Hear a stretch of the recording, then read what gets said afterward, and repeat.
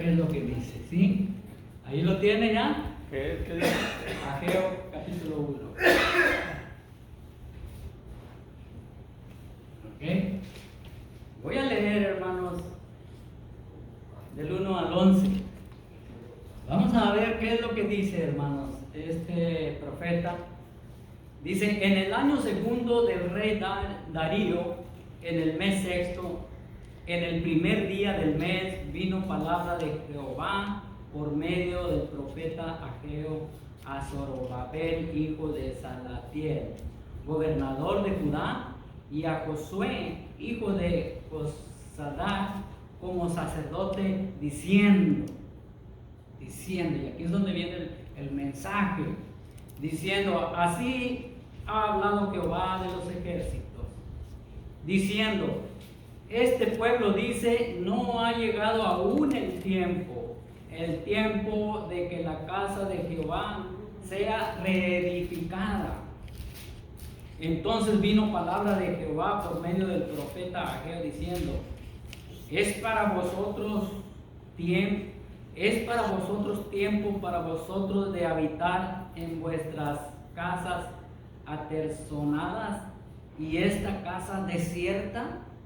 Dice una pregunta. Esta es una pregunta que está diciendo el profeta a través de Jehová Dios. Pues así ha dicho Jehová de los ejércitos: meditad bien sobre vuestros caminos. Sembráis mucho y recogéis poco. Coméis y no os saciáis. Bebéis y no quedáis satisfechos. Os vestís y no os calentáis. Y el que trabaja a jornal recibe su jornal en saco roto. Así ha dicho Jehová de los ejércitos: meditad sobre vuestros caminos, subid al monte y traed madera y reedificad la casa, y pondré en ella mi voluntad y seré glorificado, ha dicho Jehová. Buscáis mucho y halláis poco, y encerráis en casa, y yo lo disiparé en un soplo. ¿Por qué? Dice Jehová de los ejércitos: por cuanto mi casa está desierta y cada uno de vosotros corre a su propia casa. Por eso se detuvo de los cielos sobre vosotros la lluvia y la tierra detuvo sus frutos.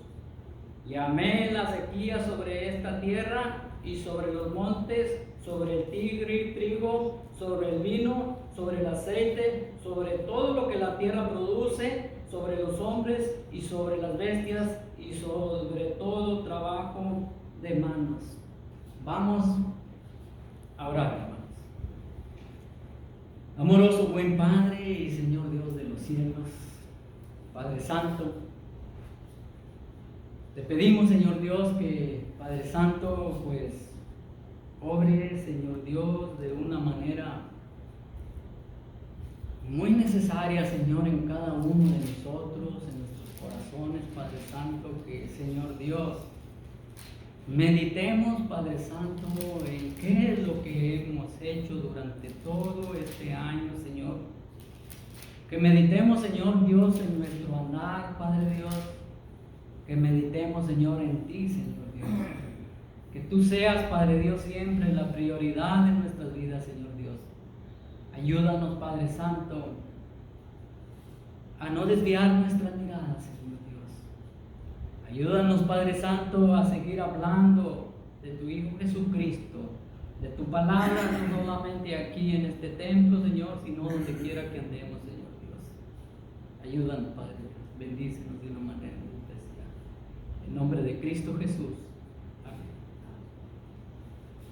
Hermanos, antes de entrar en detalles, el contexto de lo que hemos leído, si usted puso mucha atención a lo que fuimos leyendo, verso por verso, es que el contexto de todo esto se encuentra en Esdras. Esdras, si usted sabe, otro profeta que Dios escogió. Ciro, el rey de Persia, permitió que 50,000 exiliados judíos volvieran a Jerusalén bajo el liderazgo de Zorobabel como gobernador y de Josué, el sumo sacerdote. Y ese contexto lo va a encontrar en Esdras, capítulo 1, verso 2 al 4. Yo no sé, estos libros cortitos casi no se leen, puedo decir, pero ahí en cada capítulo enseña el contexto de Ageo de la escritura que hemos leído. Sin embargo, las oposiciones samaritanas interrumpieron la obra del templo. Por eso el Señor escoge a estos profetas, hermanos, para que animen al pueblo a seguir adelante trabajando en el templo de Dios. Y es que, hermanos, muchas de las veces el pueblo de Dios se desanima. ¿Y qué es lo que pasa, hermanos? Se olvida de las cosas espirituales de Dios. Entonces, es por eso que Ageo trae este mensaje, hermanos, al pueblo de Israel. En Esdras capítulo 4, verso 1 al 5 y el capítulo 4 del 1 al 5 y el verso 24 enseña todo esto que estoy tratando de comunicar. Pero después el pueblo judío se volvió apático, dejó de edificar el templo durante 16 años. Fíjense nada más, durante 16 años, habían pasado 16 años. Entonces Dios envió al profeta Ageo y a Zacarías para animar al pueblo a reanudar la obra en el templo. Si usted mira la introducción de este libro, ahí también hay mucha información. Déjeme decirle que a veces el pueblo, hermanos, comienza con un ardor, con un deseo en el corazón, le arde por testificarles a las personas, por trabajar en el templo de Dios. Pero luego con el paso del tiempo se enfrían, hermanos. ¿Por qué se enfrían? Porque ponen todas las cosas, hermanos, en lo material. No es malo poner las cosas en lo material, pero primeramente nuestra prioridad, hermanos, es Dios nuestro Señor, la obra de nuestro Dios. Eso es lo primero. Tal vez usted que está viendo este video diga, no, pues a mí lo primordial es el trabajo, porque si no trabajo no puedo mantener a mi esposa, a mis hijos, ni todo lo necesario. Tal vez pasen algunos años y digan, no, mi prioridad ya no es mi esposa, ya le perdí el amor, ahora mi prioridad son los hijos. Y así pudiera enumerar muchas cosas, ¿verdad? ¿Qué es lo primero para nosotros? ¿Qué es lo más importante? ¿Qué leímos la escritura, hermanos? Que no nos afanemos, ¿verdad? Que no nos afanemos por aquellas cosas. Pero parece ser que entendemos la palabra al revés y nos afanamos. Dice, no te afanes, y allá anda uno, hermanos, a todo lo que da. No le alcanzan las 24 horas del día. Si pudiera seguir trabajando uno sin dormir, uno trabajaba. Entonces, ni dice nada más cómo está. Entonces, la primera y máxima prioridad para el creyente de hoy, hermanos, es buscar primeramente el reino de Dios y su justicia. ¿Sí? Y todo lo demás, hermanos, que usted necesita para su familia, para su vida, vendrá automáticamente. Vendrá por añadidura si usted se conforma con lo que Dios le da. Con lo que Dios le da. Sembráis mucho y recogéis poco. El pueblo de Dios había perdido su bendición, hermano. ¿Por qué había perdido su bendición? Porque estaban llevando una vida egoísta. Y cuando se usa la palabra egoísta, hermanos, es que les interesaba más sus propiedades, sus hogares, que el templo del Señor. Usted vaya a dar la vuelta por la ciudad y ahorita las tiendas están llenas, hermanos, los bares están llenos y las iglesias están vacías. ¿Por qué? Muchas de las veces dice uno. ¿Por qué? Porque Dios no está en primer lugar. Y déjenme decirle, hermanos, que hay tantas cosas que podemos aplicar en cuanto a la prioridad de Dios. ¿Será, hermanos, que cada uno ha manifestado diferentes maneras la presencia de Dios o las bondades de Dios?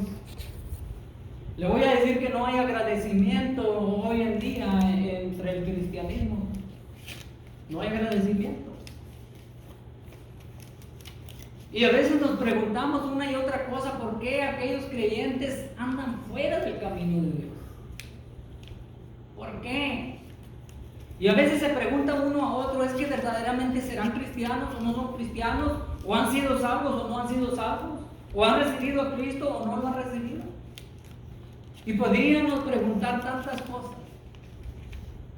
Pero dentro de una familia, vamos a decir que una familia es formada por 10 hijos o 12 hijos. No todos los hijos, hermanos, son agradecidos con su papá y su mamá.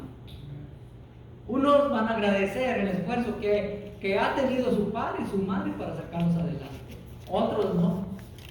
Otros lo van a decir, lo van a ver como que es algo que tienen que hacer porque es su papá y su mamá. El pueblo del Señor, hermanos, Dios había mostrado su poder, hermanos, sacándolo de la esclavitud, dándoles una tierra donde fluye leche y miel. Y hermanos, cuando son exiliados, hermanos, por aquel rey, que son cautivos, y que después son libres, llegan, hermanos, pero llegan directamente a trabajar en sus hogares, sus propias casas, y el templo de Dios vacío. Fíjese nada más. Yo me acuerdo hace muchos años. Hace muchos años, cuando yo no era creyente, yo le hacía la vida imposible a mi esposa de muchas maneras. Pero un día sentí la necesidad, como lo he estado comunicando en estos últimos sermones, yo recibo a Cristo en mi vida. Dios hace un milagro en mi esposa, de esa enfermedad incurable, hermanos. Y de ahí en adelante comencé yo buscando la presencia de Dios en mi vida. Estoy hablando de hace muchos años, de 22 años. Buscando la presencia del Señor, hermanos, y agradecido con el Señor. Agradecido. Ahí está la palabra. El agradecimiento a Dios no hay ahorita. El creyente no agradece a Dios todo lo que le ha dado. Siempre digo eso porque se ha visto, hermanos. Personas como nosotros, bueno, yo digo por mí, porque yo no soy nacido aquí en Estados Unidos. Yo no nací aquí en Estados Unidos. Yo vengo de México a una tierra que no es mi tierra, sin dónde dormir ni dónde vivir, y Dios me comienza a dar trabajo, me comienza a dar todo, hermanos. Y ese es un motivo para agradecer a Dios. En aquel tiempo, aunque yo ganara mucho dinero, aunque fuera la persona más rica, no había medicina para sanar a mi esposa. Pero Dios hace un milagro. Hermanos, y tantas cosas que pudiera yo decirle, hermanos, que ha hecho Dios en mi familia. Cáncer en todo el cuerpo a mi padre. Estaba yo recién convertido casi. Yo preguntaría al Señor, ¿qué pasó, Señor? Pues ya dejaría los caminos de Dios, pues Dios, mira, no ha sanado a mi papá. A veces Dios nos manda a tiempos difíciles para ver si en realidad nosotros somos sinceros ante el Señor al decir que somos agradecidos a Dios. Pues el Señor, hermanos, le da 10 años, más de 10 años más a mi papá, cuando el médico decía que ya no iba a vivir más, cáncer en todo el cuerpo. Dios le dio tiempo a mi papá para que reflexionara, y Dios me dio tiempo a mí para mostrarle el Evangelio, para mostrarle el plan de salvación. Hablar con valentía, dice el estudio de la mañana.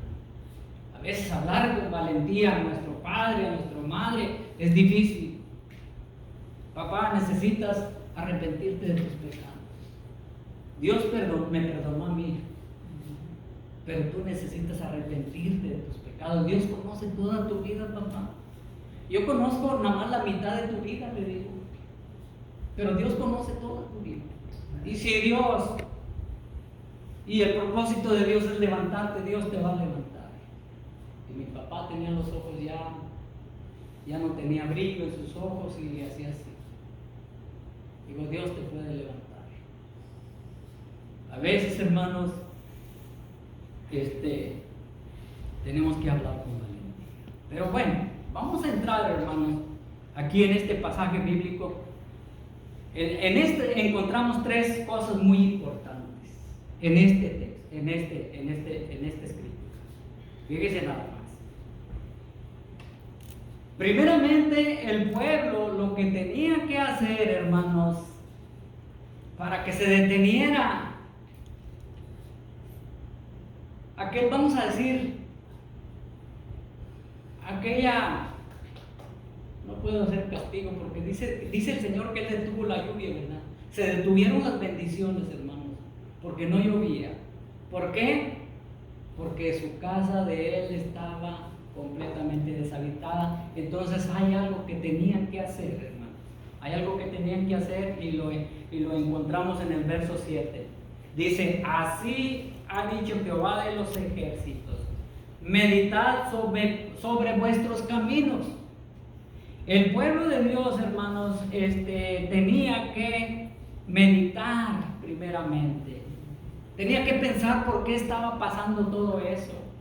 A veces nos suceden cosas en la vida, hermanos, y no nos detenemos a meditar, a pensar por qué están pasando estas cosas. El significado de la palabra meditar, hermanos, hay varias expresiones, varios significados. La palabra meditar dice pensar atentamente, considerar, reflexionar.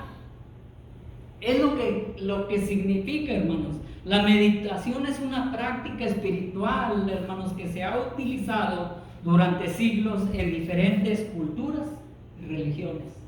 El meditar. En la Biblia el término meditar se refiere a una reflexión profunda,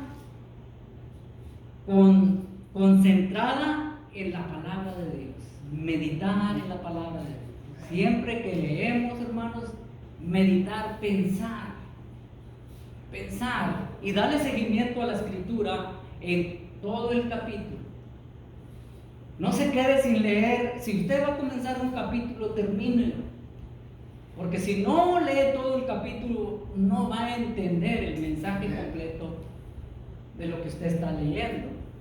Por eso es lo que dice, la palabra meditación proviene del latín que dice meditatio, que significa pensar profundo. Pensar profundo. En la Biblia la meditación siempre se menciona en varias ocasiones como una forma de conectarse con Dios y de encontrar la paz interior. Fíjese nada más. Por eso el salmista dice en el Salmo 1, verso 2 dice, sino que en la ley de Jehová está su delicia. Meditar. Refugiarte en la palabra de Dios cuando más desesperada estés.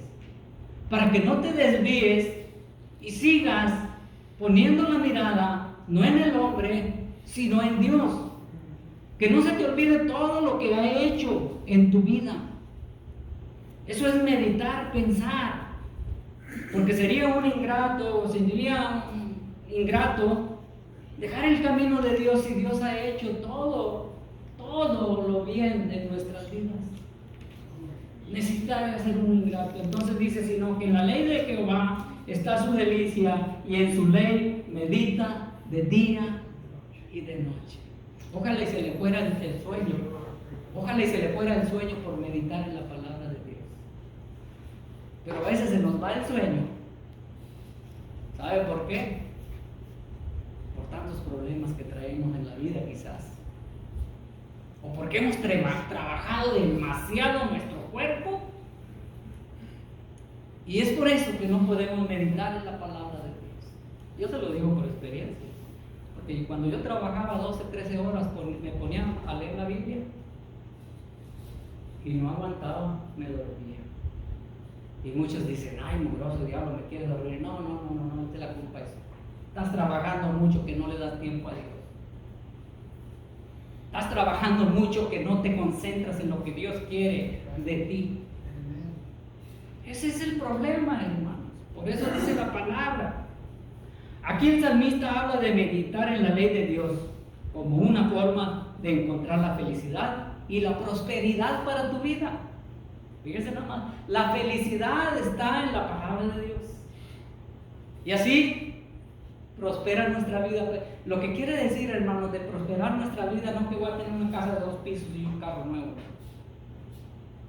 Prosperar espiritualmente, estar en paz con Dios. Y si yo estoy en paz con Dios, voy a estar en paz con los demás. Porque si no estoy en paz con Dios, no voy a estar en paz con los demás. Por eso el apóstol Pablo dice, en esto pensar.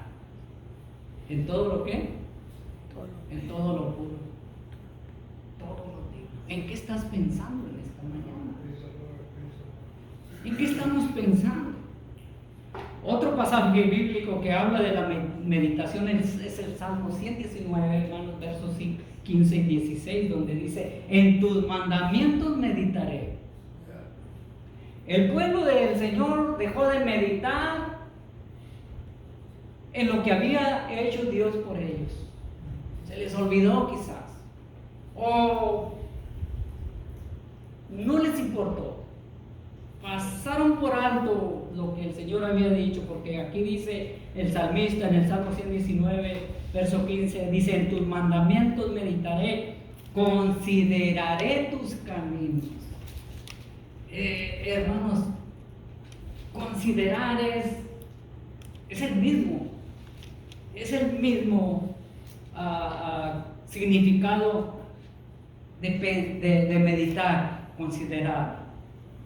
Es decir, me considero que soy un hijo de Dios, me considero que Dios ha cambiado mi vida. Uno se tiene que examinar a uno mismo, no al prójimo, no. Examinarse a uno mismo, porque, hermanos, la mente natural, la mente carnal, siempre, hermanos, estamos viendo a la otra persona. Acuérdense lo que dice el Evangelio. ¿Y por qué miras la paja del ojo de tu hermano y no sacas esa viga que traes en tu propio ojo? Sácate esa viga de tu ojo y podrás sacar la paja del ojo de tu hermano. Es decir, que la viga esa, hermanos, es nuestros problemas más grandes que el del prójimo. A un hermano yo le dije, un día toda persona va a estar ante la presencia del Señor. Imagínate que si yo estoy viendo el problema de un hermano mío y cuando llegue a la presencia del Señor me diga, a ver, ven para acá, yo quiero ver la perfección en tu vida que tú querías ver en tu prójimo. Entonces meditar dice, meditar. En tus mandamientos medité, consideraré tus caminos. El verso 16 dice, me regocijaré en tus estatutos, no me olvidaré de tus palabras. Nosotros debemos estar atentos a lo que estamos leyendo, hermanos, para que no se nos olvide. A veces dice uno, no, pues es que yo ya tengo mucha edad y todo se me olvida. No, espérense de decirle que yo estoy en desacuerdo. Cuando hay un interés en todo lo que emprendes, es muy difícil que se te olvide. Es muy difícil que se te olvide. Algo vas a entender, algo vas a recordar. Entonces aquí en el salmista habla de meditar en sus mandamientos de Dios como una forma de encontrar alegría y recordar sus palabras. Ese es meditar, hermanos. Entonces, meditar, hermanos, hay muchos significados, hermanos. Meditar en la palabra de Dios, se necesita evaluar nuestra vida, En el mundo en que vivimos, hermanos, siempre nos olvida meditar, porque hay tantas cosas que hacer, hay tantas cosas tantos compromisos que nos echamos, los cuales no tienen ninguna relación espiritual ni con la iglesia, ni en lo que andamos. Entonces, escribo las palabras para que no se me trabe la lengua y se me traba como quiera. Este cuestionamiento es válido. Tenemos que detenernos a meditar acerca del trato que hemos dado a Dios en nuestras vidas. Hay otra cosa que aprender, hermanos, en esta escritura que estamos leyendo. Hay otra cosa que aprender. Reconocer que existe una ley de causa y efecto. Fíjense, momentáneamente estamos aquí ¿en cuál verso nos quedamos? En el 7, ¿verdad? Fíjense nada más lo que dice aquí. El versículo, vamos a decir, del 8 al 11, voy a leer. Dice aquí, vamos a leer. Déjenme. Del 9 al 11, voy a leer. Dice, buscáis mucho y halláis poco, y encerráis en casa y yo lo disiparé en un soplo. ¿Por qué? Dice Jehová de los ejércitos, por cuanto mi casa está desierta y cada uno de vosotros corre a su propia casa. Dice aquí. Entonces dice, buscáis mucho y halláis poco. ¿Qué dice Jehová de los ejércitos? ¿Por qué? Porque su casa está vacía. Es lo que dice, ¿verdad? Dice, por cuanto mi casa está desierta y cada uno de vosotros corre a su propia casa. Por eso se detuvo de los cielos sobre la lluvia y la tierra detuvo sus frutos. Hermanos, ¿cuánto tiempo hemos estado en sequía? Mucho tiempo. ¿Por qué será? Aquí estamos leyendo la escritura. Porque todo el mundo, hermanos, está en otro mundo. Está centrado en otras cosas. Y es lo que dice, Él detuvo esa lluvia, hermanos. Detuvo sus frutos, dice, y llamé la sequía sobre esta tierra, sobre los montes, sobre el trigo, sobre el vino, sobre el aceite, sobre todo lo que la tierra produce, sobre los hombres y sobre las bestias y sobre todo trabajo, hermanos. Es decir, hermanos, que el Señor detiene muchas bendiciones a causa de la desobediencia de los habitantes de este mundo. ¿Qué seguirá en la siguiente generación? Usted va a la tienda ahorita y no va a comprar todo el mandado que necesita porque no le alcanza. Las frutas, todo está por las nubes. ¿Por qué? Porque no hay lluvia. Y si no hay lluvia, no produce la tierra. Sabrá Dios qué más venga hacia adelante. Un hermano que fue para México me decía que allá donde se siembra la caña, yo no sé ¿cómo se dice? Agricultura. Yo no sé nada de eso. Pero dice que él platicando con los hermanos allá, dice, hermano, fíjese que maduró mucho, muy pronto maduró la caña. Es decir, que no se esperaba, ellos esperaban una cosecha abundante, porque el tiempo de madurar la caña tenía su tiempo, cuando madura muy pronto se dice que no hay mucha producción, y quién sabe si va a estar bien esa caña, quién sabe si esa caña va a estar dulce. Entonces, dice, ¿por qué? Y aquí dice, porque ustedes corrieron a sus propias casas y mi templo está vacío. Fíjese nada más. Por eso, si usted recuerda que el templo de Jerusalén, la casa de Dios, en aquel tiempo estaba en ruinas, los judíos iniciaron la reconstrucción, pero la abandonaron y ya habían pasado 16 años. Los judíos se dedicaron, hermanos, a sus propios negocios, a edificar sus propias casas. Y note usted que todos los judíos en ese tiempo cayeron en ese error. En ese error. Todo les fue indiferente. ¿Y cuál fue el efecto de esa desobediencia? ¿Cuál fue? Dice, buscáis mucho y halláis poco. Se refiere a la siembra abundante que hacían esperando cosechar mucho. Pero la sorpresa fue que no fue así. ¿Cuál fue la triste realidad? La cosecha era casi nula, casi nada. Hallaban poco. Lo poco que cosechaban, según la historia, lo guardaban en graneros, quizás esperanzados en utilizarlo en la próxima siembra. Pero aún ese poco, Jehová de los ejércitos lo disipaba, lo derramaba de un soplo. Dice, imagínense, hermanos, imagínense ahorita cómo están en varias naciones. ¿No ha visto usted las noticias? Han muerto miles y miles y miles de personas en una inundación que hubo allá en Medio Oriente, parece. Se desbordaron, de repente vino una ola de agua y derrumbamiento y murieron muchísimas personas. Imagínense que el Señor soplara en estos momentos. Dice la Escritura, hermanos, que para Dios el cielo es como un rollo de papel. Esas naciones que se creen dueños del mundo, si el Señor sopla nomás tantito, desaparecen las ciudades. Desaparecen las ciudades. Entonces, aquí vemos, hermanos,